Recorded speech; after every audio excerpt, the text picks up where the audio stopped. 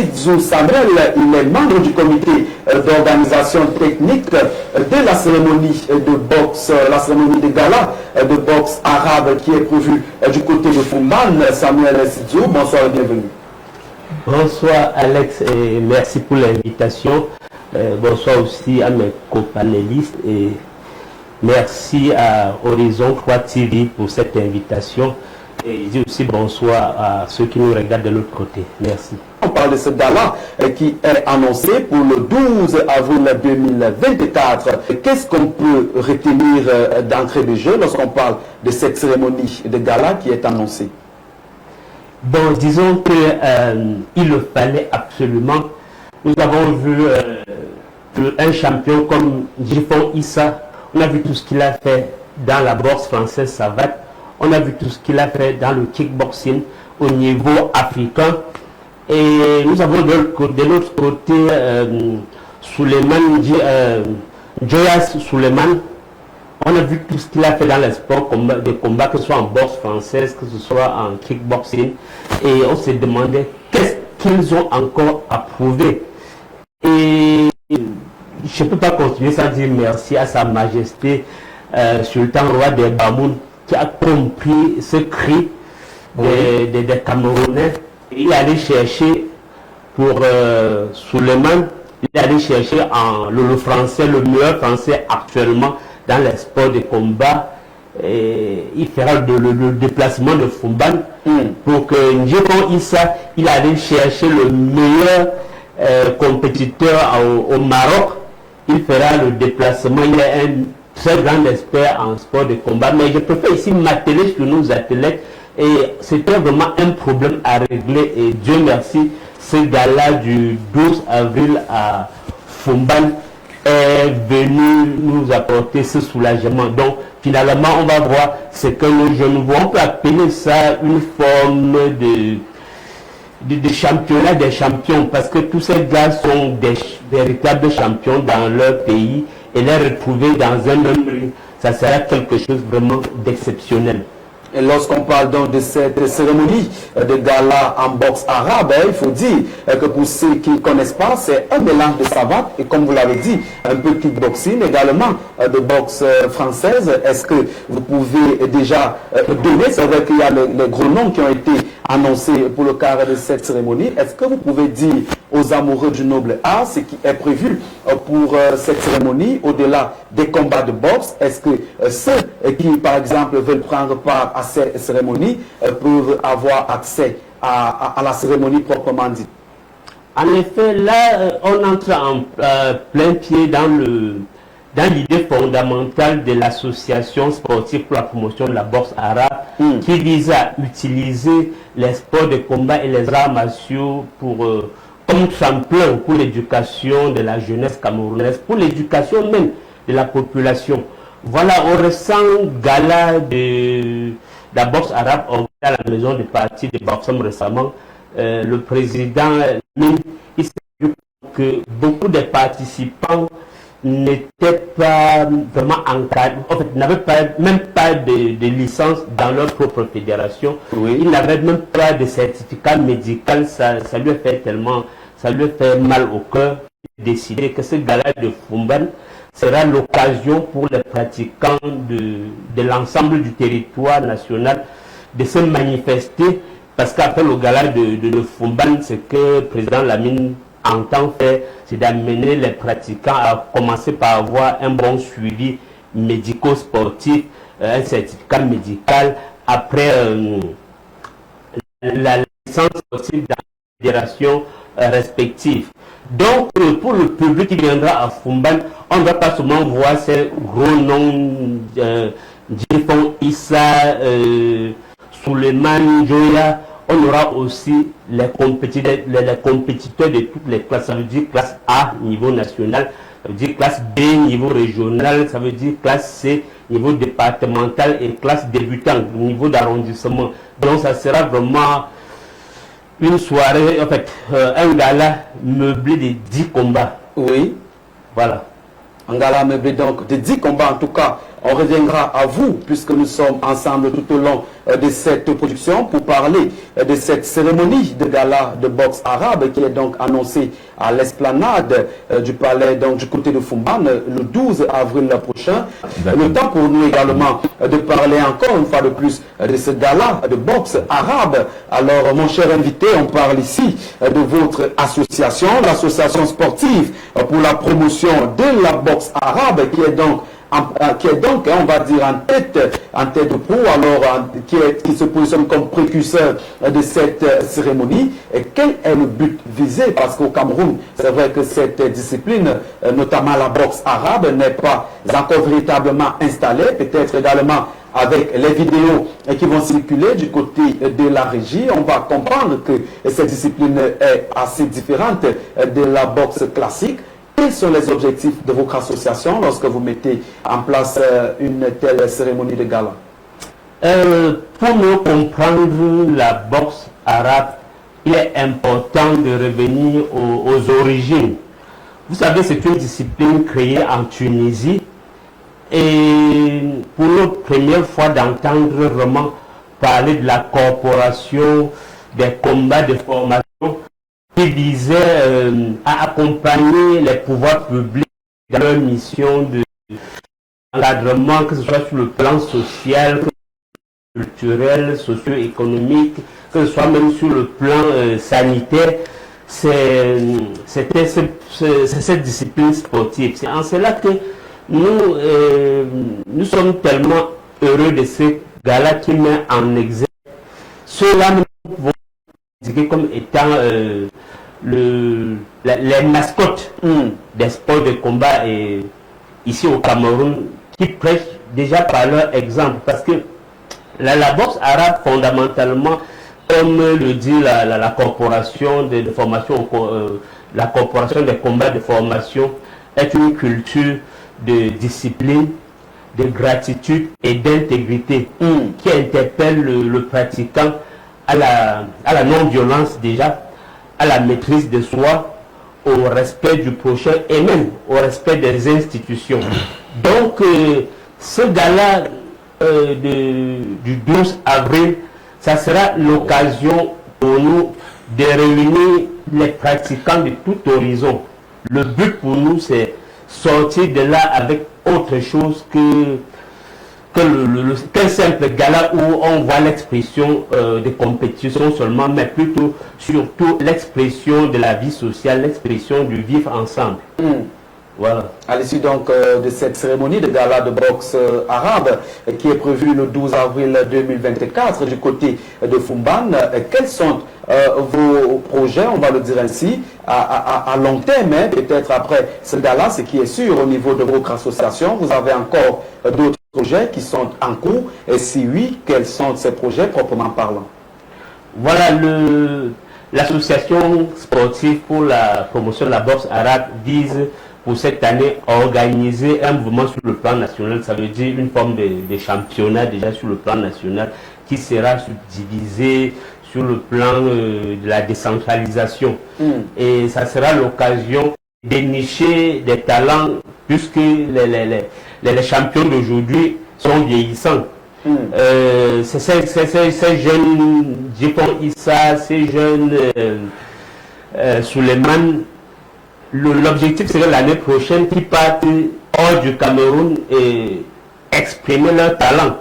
Bon, alors à notre niveau, il faut faire un travail de pépinière, une détection des talents, un travail de préparation des sportifs de haut niveau. C'est fondamental. Donc c'est ça qui entre dans le plan d'action 2024 et le plan d'action 2025. Voilà donc qui est dit. On tient à préciser que pour le cadre de cette cérémonie, il y a la participation active de Sa Majesté Sultan Mohamed Nabil Fouriforum Bobodjoya. Pour le cadre de cette cérémonie, ça s'annonce quand même assez lourd lorsqu'on voit sa tête. Lorsqu'on voit sa photo en tête d'affiche dans ce qui est annoncé comme cérémonie de gala de boxe arabe. En effet, vous savez, le Noun a été toujours le berceau des arts martiaux et sports de combat. Et il faut dire, le festival Ngwon C'était l'occasion rêvée de tous les Camerounais à l'époque quand c'était encore boxe française savate, où tout le monde était dans la même maison. Quand on disait festival One, c'est là où en fait, c'est là-bas qu'on trouvait la crème des pratiquants des sports de combat au Cameroun. Donc c'est juste, c'est naturel. Le NUN a toujours été, comme je l'ai dit, le berceau des arts martiaux et sports de combat. Voilà. Voilà donc qui est dit. Et une chose est sûre, c'est que le rendez-vous il est pris pour le 12 avril 2024 du côté de Foumban pour vivre donc les temps forts de cette noble discipline, le noble art. La boxe arabe qui sera donc au rendez-vous avec ces grandes figures qui ont été annoncées sur ce plateau. On va prendre une légère respiration et on revient derrière pour poursuivre le débat. Aujourd'hui, quelle est la vision que vous jetez, ou alors quelle est l'analyse que vous jetez sur la boxe camerounaise aujourd'hui, en général? Disons, bon, le Cameroun est un pionnier parlant des arts martiaux et sports de combat. Oui, j'ai vu l'expert tout à l'heure de Kyokushinkai. Il s'est battu, il faisait l'effort de ne pas écorcher les pratiquants de Shotokan parce que c'est son ancienne maison, comme il nous disait tantôt. Et bon, je le sentais vraiment dans la peau de Mas Oyama. Et quand je le vois parler, quand je sens vraiment un Mas Oyama qui s'efforce à ne pas écorcher Funakoshi. Bon, très poussé, avant de poursuivre, peut-être pour ceux qui nous regardent et qui nous suivent en direct, plus de précision lorsqu'on parle de Mas Oyama et tout le reste, peut-être un mot. Qui sont-ils véritablement, ou alors qui étaient-ils véritablement dans le monde des arts martiaux pour le bonheur de ceux qui nous suivent? En fait, pour aller un peu rapidement, Mas Oyama, comme l'expert disait, était un expert coréen qui a décidé de se naturaliser japonais. Et il partait de club en club pour démontrer que l'art coréen était meilleur que l'art japonais. Finalement, il s'est retrouvé au club de Gishin Funakoshi et Maître Gishin. Samuel, sur ce plateau, il était question pour lui de nous donner son analyse, notamment sur le noble art au Cameroun. On sait que c'est une discipline qui a fait ses beaux jours, une discipline qui a également permis au vert jaune de flotter au plus haut. Aujourd'hui, c'est cette discipline qui n'est plus du tout connue, alors qu'il n'a plus véritablement le ventre en poupe. Alors, sur cette question, on précise également que vous-même avoir été un grand champion. On précise que là, c'est vous, en image? Oui, c'était, je boxais avec Lucien Tiantier. Il avait plus de 100 kilos et moi 74 kilos. Wow. Voilà, ce coup de pied vient du karaté, le kakato. C'est un coup de pied que j'ai baptisé beaucoup de pratiquants dans les années que je faisais karaté, 1992 jusqu'à 1994. Voilà, l'un des meilleurs champions du Cameroun, Chongi. Il se souvient très régulièrement de ce coup de pied. Voilà. Donc, l'encadrement sportif est un problème ici dans notre pays. Oui. On a la mentalité à penser que si tu as été un excellent champion, après ta carrière d'être champion, d'office, tu deviens un maître. Tu deviens un formateur. Mais ce n'est pas ça. Nous devons penser mettre un programme, et c'est ce que l'association pour la promotion, l'association sportive pour la promotion de la boxe arabe est en train de faire, mettre en place un projet de formation des formateurs de la discipline. Et quand on parle de l'encadrement sportif, on se limite seulement sur l'entraîneur. Et pourtant, même les dirigeants bénévoles élus vont avoir une compétence en management de sport. Se lever un matin parce qu'on a pu gérer une réunion du quartier, parce qu'on a pu gérer une grande société et se mettre à gérer le sport sans comprendre les spécificités de l'encadrement sportif, c'est ça un problème énorme. Il est important pour nous de s'atteler à la formation des encadreurs sportifs, y compris le personnel, les dirigeants bénévoles élus. Je veux ici dire merci au comité national olympique qui a organisé récemment le CAMS Oui. le cours avancé de management sportif, et vraiment c'est un bouffé. En fait, c'est une solution à un problème qu'on en avait ici au Cameroun. Donc les arts martiaux et sports de combat dans l'ensemble, on voit le résultat sur le plan international, on voit le résultat. En fait, nous avons une bonne pépinière et l'avenir nous garde de très bonnes choses. L'avenir nous garde de très bonnes choses quand on sait que cet avenir pourrait être radieux si on met véritablement l'accent sur la formation des encadreurs techniques. Il faut aussi que pendant qu'ils sont en exercice, en activité aussi, qu'ils aient des conseillers, des gens aussi pour essayer de les recadrer, pour les orienter, comment est-ce que utiliser ces avoirs-là pour que lorsqu'on va arrêter demain ou après-demain, qu'on se retrouve pas déjà à attendre que bon, vraiment il faut que l'État se souvienne de moi parce que j'ai été médaillé d'or olympique, même si cela doit être fait. Mais quand même, on ne doit pas seulement attendre que l'État, parce que l'État aussi peut arriver, il peut dire que bon d'accord, pour Boulevard des Sports, là on va subventionner Boulevard des Sports peut-être à hauteur de 10 millions de francs par an. Peut-être que cette année, si on est en train de trésorerie, l'État dit que bon, il n'y a pas d'argent, vous allez d'abord faire comme ça. Peut-être les 10 millions de 2024, l'État peut le payer en 2027 ou bien 2030. Parce que l'État, rien ne se perd au niveau de l'État. Et en fonction de ses priorités, on va dire que bon, Boulevard des Sports, d'accord, la petite chaîne peut pas la retourner.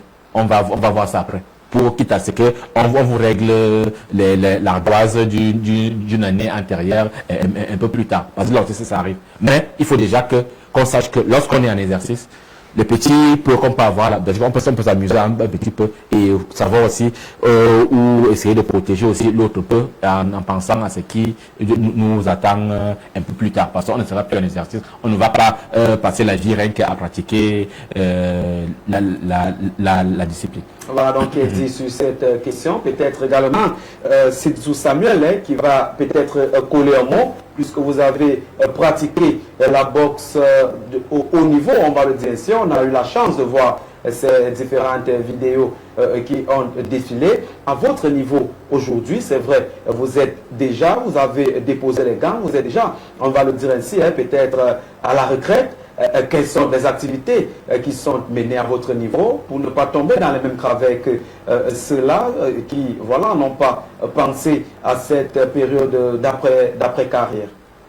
Voilà, en tant qu'encadreur sportif, il vient de toucher le nœud. Vous savez, l'athlète est un chef d'entreprise. Tant que l'athlète n'a pas compris ça, il y aura toujours un problème. Il va un talent sportif. L'athlète doit connaître clairement comment ça se passe, la commercialisation du talent sportif. L'athlète doit penser, avant de commencer sa carrière, doit connaître clairement qu'est-ce que je vais faire de mon après-carrière. C'est une question que l'athlète doit répondre avant de commencer même sa carrière sportive. Et aujourd'hui, nous avons la chance, et ça me permet de parler, de dire merci comme ça à la Fondation Francis Ngannou, qui nous a donné gratuitement le ring pour l'organisation du combat de la boxe, de la soirée, la boxe arabe à Bafoussam, et qui dit merci demande encore, on espère bien que la fondation nous donnera encore le ring pour naturellement à et le président de la fondation Francis Ngannou me demandait qu'est-ce que vous avez fait de la formation des athlètes. C'est lui qui insiste à dire tant que l'athlète ne comprend pas à quel point il doit défendre ses propres droits, c'est qu'on aura raté la politique qui est en train d'être mise en place par notre sommité, le champion Francis Ngannou, qui pense fortement à ça. Nous l'avons vu quitter l'organisation UFC, tellement prestigieux, mais il a eu ce courage que chaque athlète doit comprendre de quoi il s'agit.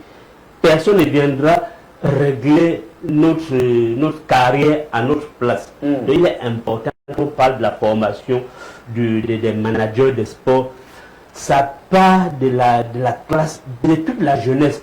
Voilà pourquoi quand on parle de faire un programme sportif sur 3 Olympiades, on dit que tu prends un enfant de 5 ans, 4 ans après il aura 9 ans, 4 ans après encore il aura 13 ans, et 4 ans à la 3e Olympiade, il sera déjà à mesure de boxer dans des 17 ans. Mais sa formation en tant qu'athlète ne doit pas se limiter à faire direct de gauche, direct de droite, mais comprendre clairement ce que c'est manager le sport. Voilà, merci. Sidou Samuel, nous sommes pratiquement en train de nous acheminer vers la fin de cette émission. Qu'est-ce qu'on devrait retenir, ou alors un dernier mot à l'endroit de ceux-là qui souhaitent prendre part à cette cérémonie de gala de boxe arabe qui est prévue dans la ville de Foumban le 12 avril 2024? Disons, le 12 avril, c'est un véritable championnat des champions. Avoir sur un ring Jifong, Issa Jifong, avoir sur un ring Joya Suleiman, bon, il faut comprendre que c'est quelque chose de très grand. Maintenant, ils ont en face d'eux, pour Jifong Issa, il a en face de lui un Marocain, le meilleur dans les pieds-points au Maroc. Pour que Suleiman Joya, il a en face de lui un Français, le meilleur dans les pieds-points. Quand je dis le pied-point, j'englobe tout ce qu'ils ont eu comme des victoires. Donc, ça sera une soirée suivie, pas seulement au niveau du Cameroun, mais sur le plan mondial. Oui. Alors, pour les autres jeunes, il y aura plusieurs catégories, comme j'ai dit à l'entame. Donc, nous invitons ici les pratiquants des arts martiaux et sports de combat qui aimeraient vraiment toucher du doigt la boxe arabe, d'être présents à Foumban lors de ce gala du 12 Avril. 12 avril. Programmez-nous aussi pour combat, ne nous invitez pas seulement. Ça sera réglé avec le président de l'association sportive pour la promotion de la boxe, parce que lui, en dehors de faire la promotion de la boxe arabe proprement dit, lui, il est intéressé par le sport en général, par l'éducation de la population à travers le sport. Voilà donc qui est dit, et on sera sûrement avec vous le 12 avril 2024 dans le cadre de cette cérémonie de gala de boxe arabe. Il faut dire que toutes les précisions ont donc été données sur ce plateau. Mesdames et messieurs, chers amis sportifs, téléspectateurs de Horizon Croix Télévision, cette émission rentre en gare à présent. On dit merci à toute l'équipe rédactionnelle, toute l'équipe de production, la grosse équipe de production, notamment la célérité de...